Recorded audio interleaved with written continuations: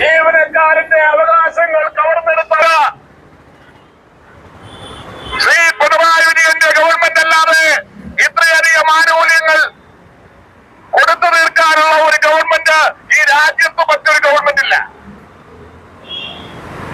അപ്പോഴാണ് ധനമന്ത്രി ശ്രീ ബാലഗോപാൽ പറയുന്നത് എല്ലാ ആനുകൂല്യങ്ങളും ഞങ്ങൾ കൃത്യമായി കൊടുക്കുന്നു എന്ന്. ധനമന്ത്രിക്ക് അങ്ങനെ പറഞ്ഞിട്ട് പോകാൻ കഴിയില്ല. നമ്മുടെ മെട്രോ നേതാക്കന്മാർ അടുത്ത ദിവസം സ്പീക്കറെ കാണുകയാണ്. നിയമസഭയിൽ എന്ത് മറുപടിയാണെങ്കിലും കൊടുത്തിട്ട് അങ്ങനെ നൈസിലെ പോകാമെന്ന് കേരളത്തിന് ധനമന്ത്രി വിചാരിക്കണ്ട. ഞങ്ങൾ കേരളത്തിലെ സ്പീക്കറെ കാണാൻ പോവുകയാണ്. ധനമന്ത്രി പറഞ്ഞ പച്ചക്കള്ളം സ്പീക്കറുടെ ശ്രദ്ധയപ്പെടുത്താൻ വേണ്ടി പോവുക. കേരളത്തിലെ സർക്കാർ ജീവനക്കാരന്റെ ആനുകൂല്യങ്ങൾ സമയബന്ധിതമായി കൊടുത്തു തീർക്കാൻ ഈ ഗവൺമെന്റിന് കഴിയണം.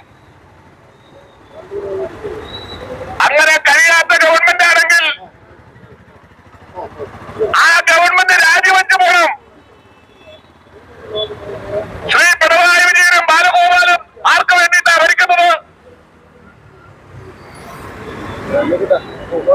നമ്മുടെ രാജ്യത്ത് ജീവനക്കാരന് ആനുകൂല്യങ്ങൾ കൊടുക്കാൻ കഴിഞ്ഞില്ലെങ്കിൽ, പെൻഷൻകാർക്ക് അർഹതപ്പെട്ട ആനുകൂല്യങ്ങൾ പെൻഷൻകാർക്ക് കൊടുക്കാൻ കഴിഞ്ഞില്ലെങ്കിൽ പിന്നെ എന്തിനാ ശ്രീ ബാലഗോപാൽ നാട് ഭരിക്കുന്നത്?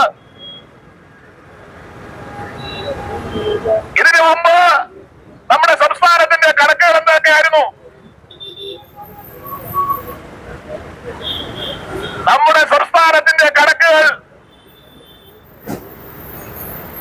ഇക്കാലം അത്രയും പറഞ്ഞിരുന്നത് കേരളത്തിലെ റവന്യൂ വരുമാനത്തിന്റെ 70% കേരളത്തിലെ സർക്കാർ ജീവനക്കാർക്കും പെൻഷന്മാർക്കും വേണ്ടി കൊടുക്കുകയാണെന്ന. കേരളത്തിലെ റവന്യൂ വരുമാനത്തിന്റെ 70%, അതായത് മറ്റു ഒരു കാര്യത്തിലും ചെലവഴിക്കാൻ പണമില്ല. സർക്കാർ ജീവനക്കാരന് ശമ്പളം കൊടുക്കുക, പെൻഷൻകാർക്ക് പെൻഷൻ കൊടുക്കുക, പിന്നെ കടത്തിന്റെ പലിശ അടയ്ക്കുക. ഈ കടത്തിന്റെ പലിശ അടയ്ക്കുന്നത് ഞങ്ങളാണ് ഉത്തരവാദി. കേരളത്തിലെ ഗുരുതരമായ സാമ്പത്തിക പ്രതിസന്ധിക്ക് ഉത്തരവാദി സർക്കാർ ജീവനക്കാരാണോ? സർക്കാർ ജീവനക്കാർ ആണ് ഉത്തരവാദിയെങ്കിൽ സർക്കാർ ജീവനക്കാരന്റെ ശമ്പളം നിഷേധിച്ച് ജീവനക്കാർക്ക് ശമ്പളവും പെൻഷനും കൊടുക്കണ്ട. കേരളത്തിലെ സർക്കാർ ജീവനക്കാരോട് പറയണം, നിങ്ങളെ സേവനം നിങ്ങൾ അവസാനിപ്പിക്കണം. നാളെ മുതൽ സർക്കാർ സ്കൂളുകളിൽ കുട്ടികളെ അധ്യാപകർ പഠിപ്പിക്കേണ്ട ആവശ്യമില്ല. കേരളത്തിലെ സർക്കാർ സ്കൂളുകളിൽ കുട്ടികളെ പഠിപ്പിക്കേണ്ട ആവശ്യമില്ല.